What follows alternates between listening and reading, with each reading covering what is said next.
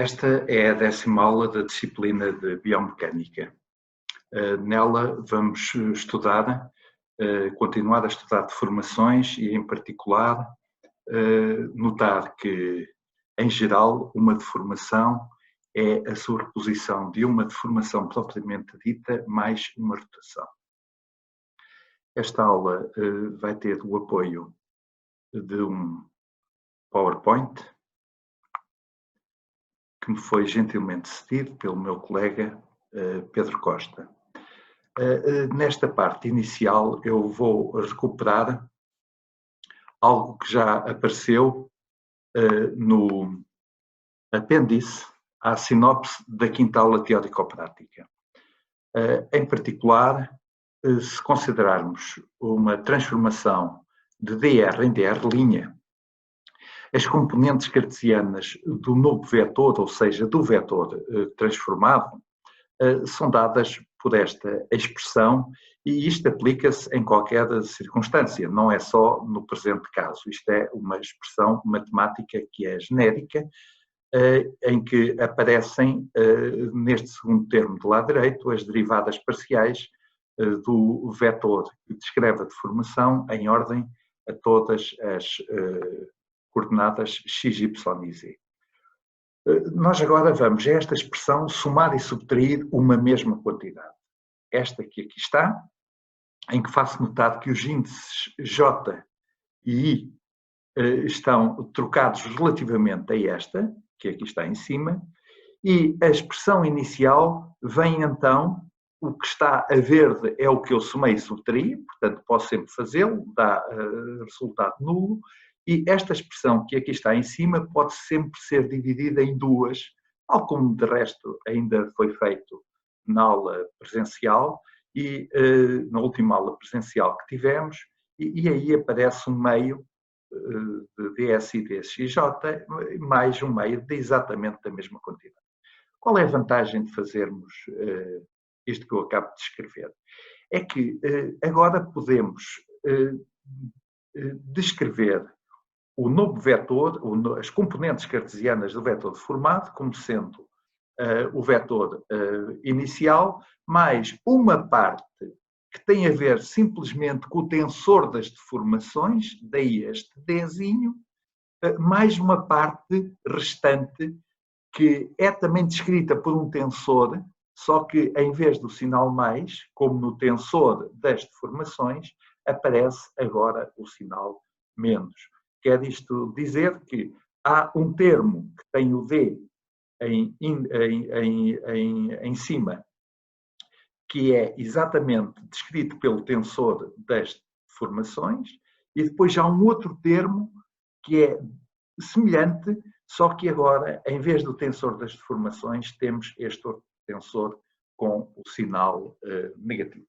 E é exatamente esta quantidade que vamos aqui estudar, descrever, sendo certo que no tal apêndice à sinopse da aula número 5 teórico-prática, que foi há dias disponibilizada, nessa sinopse tudo isto aparece descrito, portanto trata-se de uma revisão do que já foi dado, como de resto eu costumo fazer.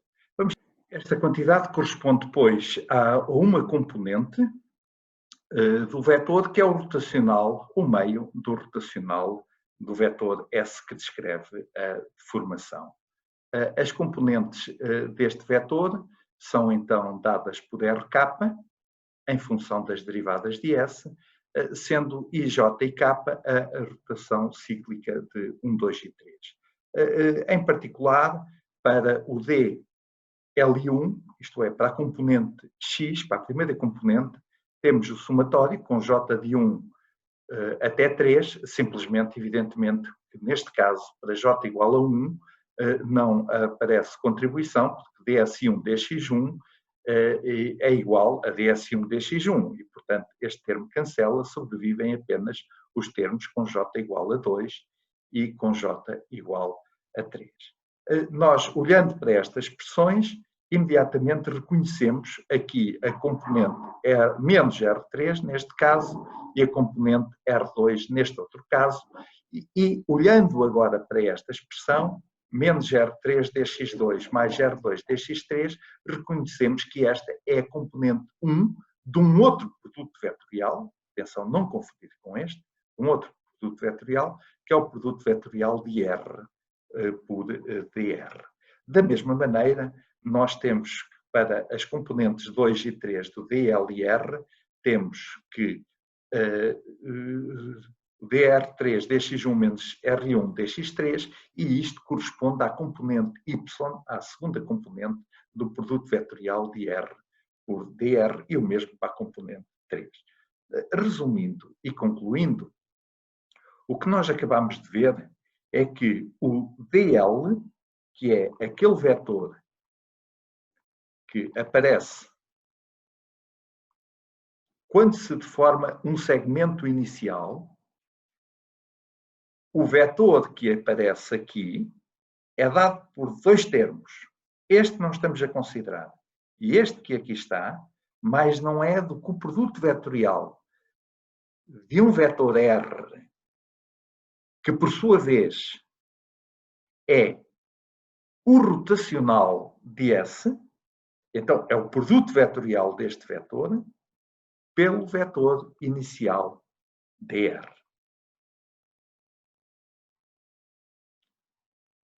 É este que aqui assim está, e que vamos agora mostrar que efetivamente descreve uma rotação. Esta expressão que aqui está descreve uma rotação do vetor inicial dr.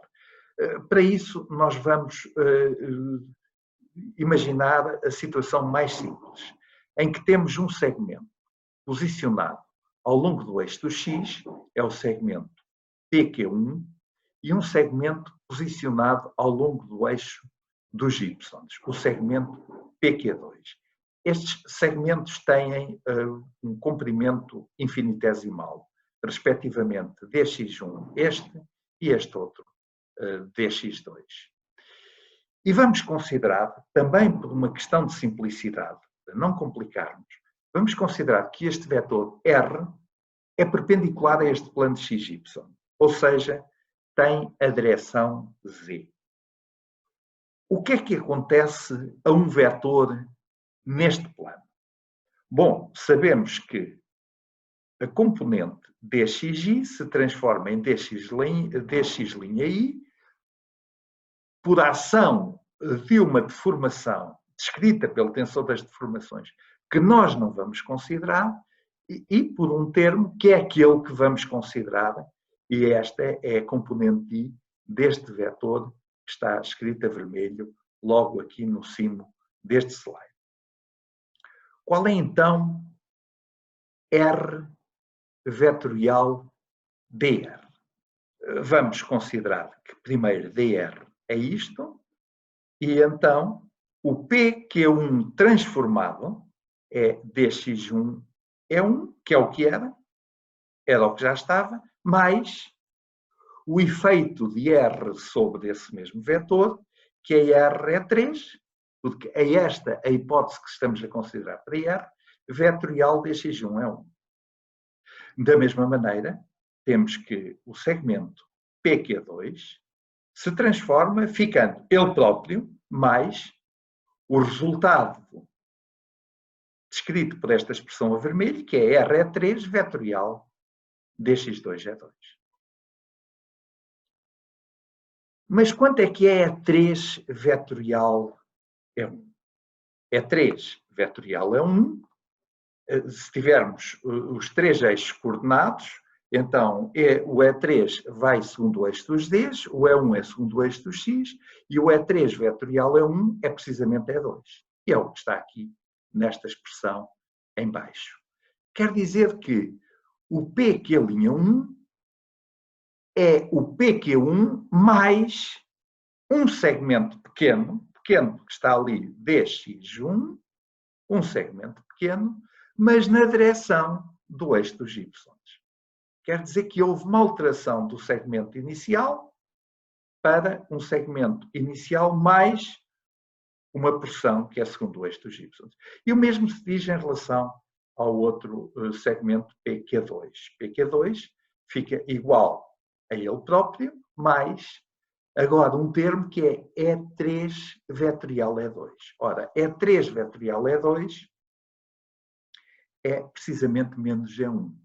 O que significa que este ponto Q2 deslocou-se da posição em que estava para no sentido negativo do eixo do x e deslocou-se de uma quantidade que é R dx2. Estas setas indicam os segmentos iniciais e agora esta que aqui está indica o segmento adicional para o caso de PQ'1. Evidentemente que para PQ'2, não está aqui representado para não complicar, o que nós temos, este termo que aqui está, corresponde a este segmento Q2, Q'2. E notar que é um segmento segundo a direção do eixo do X, só que agora é um segmento negativo. Esta figura corresponde a uma placa inicialmente P, Q1, M, Q2, e o que estamos a ver é que esta placa, sob a ação deste R, se transformou em P, Q'1, M', Q'2, P. Quer isto dizer que é como se um retângulo inicial fizesse isto. Mas, para vermos que efetivamente se trata de uma rotação, é preciso ainda mostrar que este ângulo é igual àquele. Este ângulo é dado por quê? Ora bem, este ângulo, o ângulo correspondente ao triângulo Q'1, P, Q1, é um ângulo cuja tangente é este cateto oposto. Ora, este cateto oposto vale R dx1 a dividir pelo cateto adjacente e o cateto adjacente vale x1. Ou seja, a tangente de gama é R dx1 a dividir por dx1, ou seja, simplesmente R. Da mesma maneira, esta distância aqui é R dx2 e, portanto, a tangente deste ângulo gama, a tangente deste ângulo será este cateto oposto, R dx2, a dividir pelo cateto adjacente, que é dx2, portanto, fica de novo e simplesmente tangente de gama igual a R, e é o que vem descrito precisamente neste slide, em que temos que o ângulo com o eixo do x, chamemos-lhe gama 1, e o ângulo segundo com o eixo dos y, chamemos-lhe gama 2, efetivamente são ângulos cujas tangentes são iguais e iguais entre si e iguais a R. Portanto, podemos dizer que tangente de gama 1 é igual a tangente de gama 2, é igual a tangente de gama e é igual a R. Mas como esta quantidade é pequena, nós estamos sempre a tratar de deformações ou transformações muito pequenas. Portanto, este ângulo é um ângulo pequeno e a tangente de um ângulo pequeno coincide com o próprio ângulo. Pelo que podemos dizer que tangente de gama é aproximadamente igual a gama e é igual a R. Está então provado que este vetor, que é dado por um meio do rotacional de S, quando é aplicado num segmento genérico dr, roda-o de tal forma a que o vetor PM transforma-se, passa a ser o vetor P, M', como aparece aqui nesta figura. Portanto, nesta primeira parte, o que nós, resumindo, o que nós fizemos foi considerar o efeito deste segundo termo na transformação de um segmento inicial, aqui dado pelas suas componentes cartesianas. Vimos que esse efeito era o efeito da aplicação de um vetor R que mais não é do corrotacional de S, e esse operador R é aplicado como um produto vetorial dele sobre o segmento DR, de tal forma a que o efeito, estava eu a dizer, é o da rotação de um segmento, no caso, no plano XY. E pode-se perguntar, mas o segmento que foi escolhido é um segmento particular que está no plano XY. E o vetor R é um vetor que está ao longo do eixo dos Zs. E se não fosse assim? Bom, se não fosse assim, era exatamente a mesma coisa, só que muito mais complicado. Eu, se tiver um retângulo, o efeito do vetor R aplicado no vetor que é a diagonal deste retângulo é simplesmente rodá-lo, é simplesmente transformá-lo num outro que corresponde ao primeiro, só que rodado. Dito isto, vamos agora perceber o que é que a matriz correspondente ao tensor das deformações faz a um segmento. Portanto, o que nós temos agora é, de novo, um caso muito particular em que queremos estudar, voltando ao primeiro slide, ao slide que eu comecei por mostrar, acabamos de estudar este termo e agora a ideia é estudar este. O que é que este termo faz ao segmento inicial? Eu recordo que este termo é a aplicação do tensor das deformações, ε e j, precisamente em dxj, sendo o tensor das deformações dada por esta expressão. Vamos então retomar o slide em que estávamos, que era precisamente este, e vamos considerar uma situação, de novo, particularmente simples. Essa situação particularmente simples corresponde, então, à deformação descrita pelo tensor ε11, que só tem elemento 1, diferente de zero, sendo zero todos os restantes. E queremos saber qual é a ação desta deformação sobre o segmento PQ1, que era o segmento segundo horizontal que antes aparecia. Este segmento PQ1 é simplesmente dx1 é 1. Então, admitindo que agora não há qualquer rotação, há apenas o efeito da aplicação do tensor das deformações, o que acontece é que o segmento inicial se transforma no segmento final, graças à incorporação do novo termo, que é este que aqui aparece, sendo as suas componentes cartesianas descritas pela aplicação do tensor das deformações ao vetor dx, ao vetor de componentes, ao vetor dr, componentes dx1, dx2 e dx3. Evidentemente, sendo este tensor um tensor só de zeros, com exceção do primeiro termo, é evidente que o único termo que aqui sobrevive é o ε1 dx1 e o i nem sequer pode ser qualquer. O único que é diferente de zero é o que tem i igual a 1. Quer isto dizer que este vetor que descreve a deformação é ε1 dx1 vezes E1. Isto significa que o dl1 linha, é o vetor inicial. Atenção, quando olharem para esta expressão em negrito, em bold, ela significa vetor. Não está aqui a seta, mas a regra é essa. Quando qualquer quantidade é grafada em bold, ela quer significar vetor tanto quanto esta seta aqui por cima. Então, o dl'1 é igual ao vetor inicial mais o ε1, que é único, que é diferente de zero, dx1 é 1, e, portanto, o que nós temos é que ao segmento inicial se somou uma quantidade que é pequena.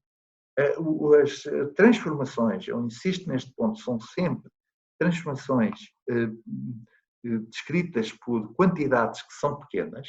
Então, esta 1 mais epsilon 1 descreve, vezes dx1, descreve a alteração ao segmento inicial de comprimento dx1.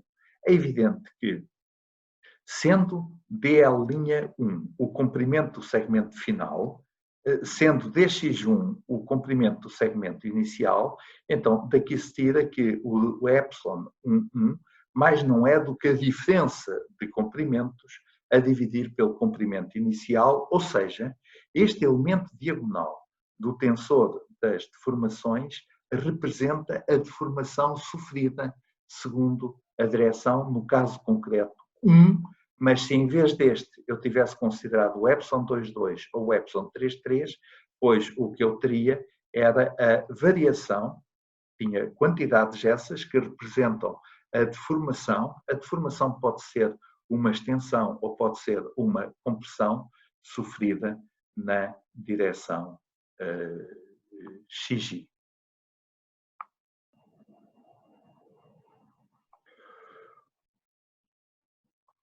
O que eu agora estou a mostrar é um slide correspondente ao conjunto de slides que já estão no Nónio desde o início do ano letivo e que me irão servir de base às aulas daqui para a frente.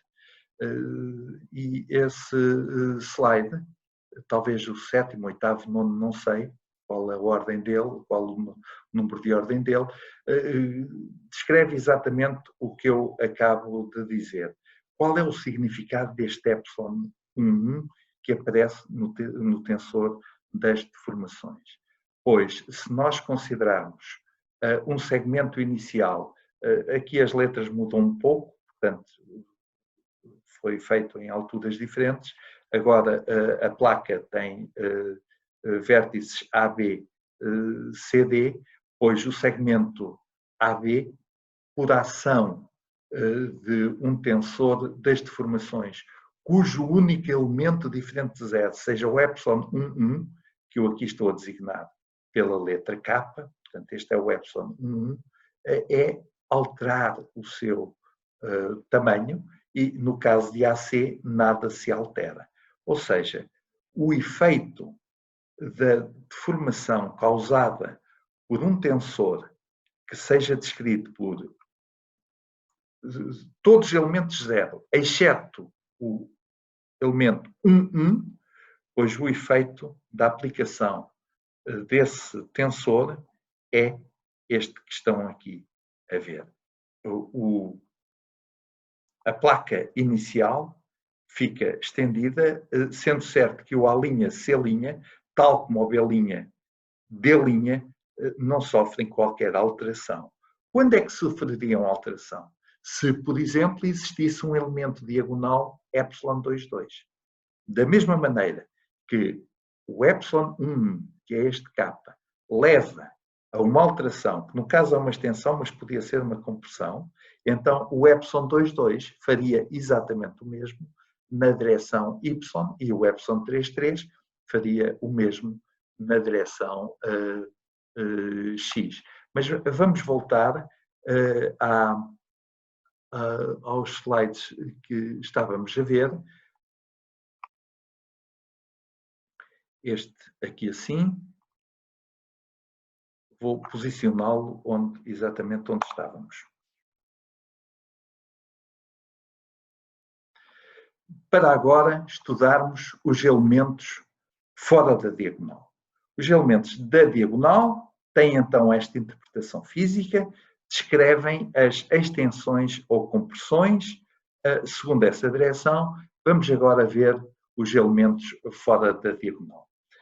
Para isso, nós vamos considerar, por exemplo, esta deformação, dada por kx2 é 1 mais kx1 é 2, e esta deformação, a ela corresponde um tensor das deformações, que é um tensor naturalmente, um tensor simétrico, mas só tem elementos ε1, 2 e ε2, 1 diferentes de zero e aqui descritos pela quantidade K. A quantidade K, reparem bem, é uma quantidade que tem que ser necessariamente pequena, porque a deformação é pequena. Portanto, é descrita por quantidades que são intrinsecamente consideradas pequenas. Vamos de novo considerar a tal placa retangular. Qual é o efeito, então, da aplicação deste tensor no segmento PM? O segmento PM, naturalmente, é a soma do segmento PQ1, dado por dx1 é 1, mais PQ2, dado por dx2 é 2. Cada um destes segmentos, segundo x e segundo y, sofre uma alteração e a alteração do segmento PM é a soma vetorial dessas duas alterações. Vamos começar por ver a alteração segundo o eixo do x. Então, o que temos é que o dL'1 é o segmento inicial, mais o dL'1 deformado, e o dL'1 deformado é descrito por esta quantidade. Ora, esta quantidade é sempre zero, com exceção do I igual a 2. Só quando I igual a 2 é que ela não é zero, pela simples razão de que só este elemento, com I igual a, quando os índices são 1, 2 ou 2, 1, é que este tensor tem valores diferentes de zero. Portanto, fica de epsilon 2, 1, e este epsilon 2, 1 é simplesmente dado por K. O D'2, da mesma maneira, só sobrevive o termo epsilon, no caso 1, 2, agora para I igual a 1, e digamos que o segmento inicial vai ter uma alteração, o segmento inicial, agora segundo os y, vai ter uma alteração também. E para onde é que é esta alteração? Ora, como já disse, os únicos elementos diferentes de zero são 2, 1 e 1, 2. Então, o que se passa é que a alteração no segmento horizontal consiste em um acréscimo de um pequeno segmento, agora na vertical, tal como antes acontecia na rotação. Só que para o segmento vertical, há agora uma alteração que consiste no acréscimo de um segmento horizontal, só que agora este segmento horizontal é no sentido positivo do eixo do x e já não no sentido negativo, como antes era. Isto significa que o dx1 inicial, este que aqui está, agora se transformou neste vetor P'(Q'1). E o dx2, que é deste segmento vertical, ou seja, o P'(Q2), transformou-se em P'Q'2, só que agora este P'Q'2 o Q'2 está à direita do ponto inicial Q2. Isto significa que o ponto que estava aqui, que nós tínhamos designado por M, agora se transforma no ponto M', que é obtido somando este vetor, que é o dL'2, e este vetor, que é o dL'1. É claro que é preciso ainda mostrar que este ângulo e este ângulo são iguais, o que é relativamente simples de fazer, porque este cateto oposto em relação a este triângulo retângulo tem tamanho ε2, 1 dx2. E este cateto, que aqui está deste triângulo retângulo no ponto P', tem agora comprimento ε1, 2 dx2. Ora, como ε2, 1 e ε1, 2 são iguais e valem os dois K, porque o tensor é simétrico, naturalmente que o ângulo γ é igual a este ângulo que aqui está. Os dois ângulos são iguais. E podemos até agora, usando aquela regra normal da obtenção de um ângulo que dois vetores formam entre si, usando o produto vetorial, pois podemos ver que o cosseno de θ, a θ, vejam bem, é π sobre 2 menos gama, ou seja, é π sobre 2 menos 2 gama. Mas este ângulo θ é simplesmente o produto escalar de D'1 por D'2 a dividir pelos módulos destes vetores. Ora, o produto escalar destes dois, este com este, com este, cruza com este, dá ε1,2 dx1 dx2, e este com este dá ε2,1 dx1 dx2, a dividir pelos comprimentos, que são basicamente dx1 e dx2, já que estes pequenos acréscimos não contam por serem muito pequenos. Então, tudo isto dá aproximadamente, notem bem que há aqui um sinal de aproximadamente igual, porque o denominador não está a ter o tamanho exato de DL'1 e DL'2, estou a dizer que o tamanho do segmento transformado segundo este x e segundo este y é igual ao original, o erro que se comete é muito pequeno, portanto tudo isto fica 2ε12 e o 2ε12 é simplesmente 2K.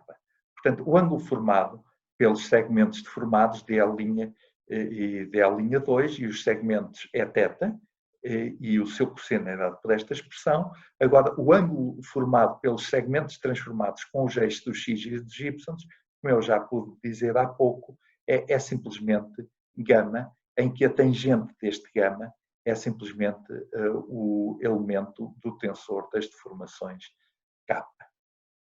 Então, ainda no âmbito da interpretação dos elementos fora da diagonal, temos que estes dois ângulos são iguais. Este ângulo θ, já vimos que o seu cosseno era dado por 2K.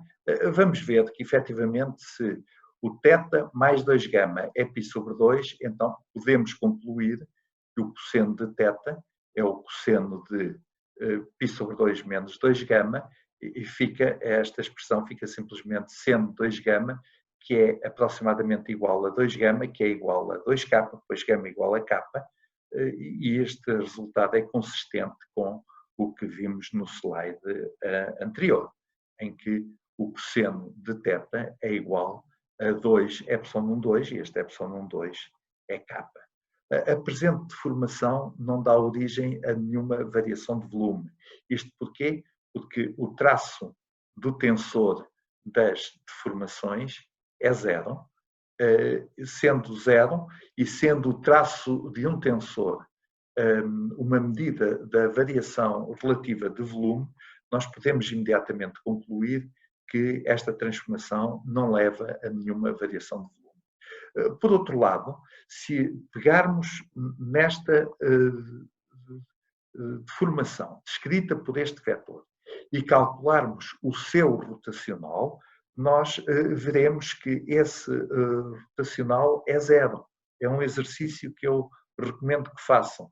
Peguem no vetor S descrito há 2 slides. Perdão. Aqui. Peguem neste vetor S, descrito por esta expressão, e calculem o rotacional dividido por 2.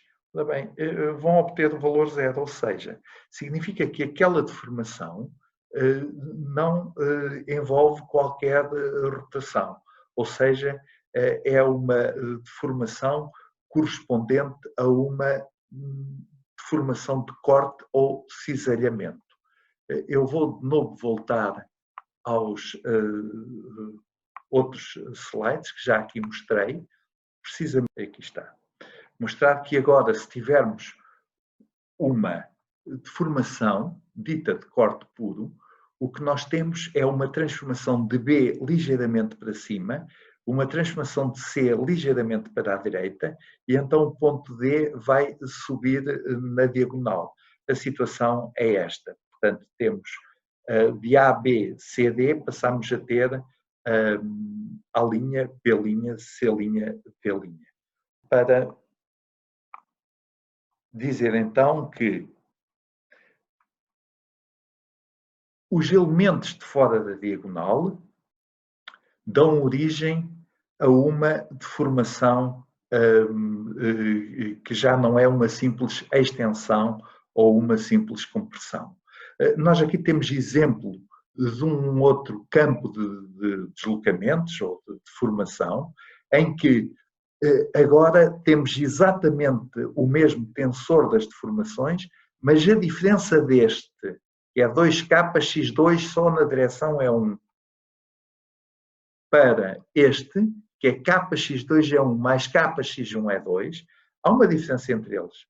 O tensor das deformações acaba por ser o mesmo, mas neste caso, se calcularmos o rotacional de S, havemos de obter um vetor rotação que agora já não é simplesmente zero, como era no caso anterior. Ou seja, neste caso, nós temos, com esta transformação, nós temos uma deformação e temos também uma rotação. Quer dizer que uma placa que fica sujeita a este deslocamento sofre uma deformação, mas sofre também uma rotação. Mas esta rotação é de quanto? É de um ângulo menos k, no sentido retrógrado. É esta a deformação que se chama de corte simples. E o caso é este. Portanto, para esta deformação, o que nós temos é, em primeiro lugar, a deformação de cisalhamento puro e depois seguida de uma rotação, como aqui está indicada, levando o retângulo inicial para esta posição final. É isto que se chama uma deformação de cisalhamento simples.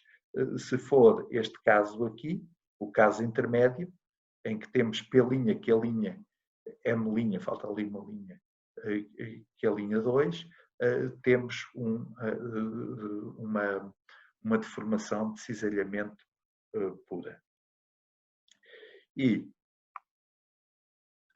evidentemente que os assuntos dados nesta aula estão igualmente descritos nos apontamentos, cuja leitura, cujo estudo, naturalmente, eu recomendo vivamente.